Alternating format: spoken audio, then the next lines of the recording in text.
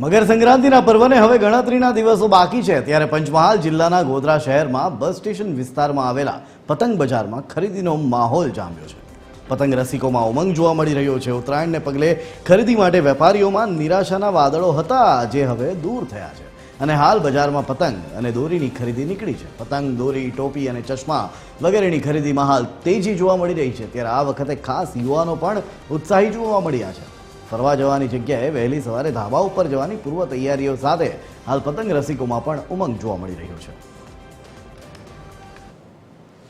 14 જાન્યુઆરી એટલે કે મકર સંક્રાંતિનો પર્વ અને આ ઉત્તરાયણના પર્વને હવે ગણતરીના દિવસો બાકી રહ્યા છે ત્યારે બજારમાં જે પતંગ રસિકો છે તે માંજા અને પતંગની ખરીદી માટે ઉમટી પડતા હોય છે। પંચમહાલ જિલ્લાના મુખ્ય મથક કહેવાતા ગોધરા શહેરના મુખ્ય બજારના દ્રશ્યો છે કે જ્યાં વહેલી સવાર હોય, બપોરનો સમય હોય કે રાતનો અરસો હોય, અહીંયાના પતંગ રસિકો પોતાના સમય અનુસાર પતંગ અને દોરાની ખરીદી કરતા નજરે પડી રહ્યા છે। આજે કેટલાક યુવા ધન છે તે પતંગની ખરીદી કરતા નજરે ચડી રહ્યા છે।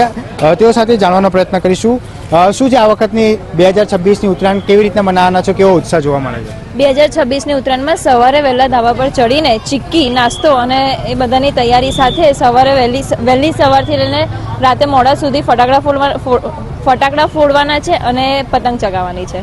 શું કેવું છે આ વખતે ઉત્સાહ કેવો છે? ફરવા જવાનો પ્લાન છે કે પછી પતંગ ચગાવવાનો છે? નહીં, ઉત્તરાયણ પર તો બિલકુલ બી ફરવા જવાનો કોઈ પ્લાન નથી, બસ ધાબા પર બધા ફ્રેન્ડ્સ અને ફેમિલી સાથે પતંગ ચગાવવાનો પ્લાન છે। સરસ, મતલબ યુવાઓમાં તો ક્યાંક ને ક્યાંક ઉત્સાહ હાલ જોવા મળી રહ્યો છે। કેટલાક અન્ય યુવાનો પણ છે, તેઓ સાથે વાત કરીશું।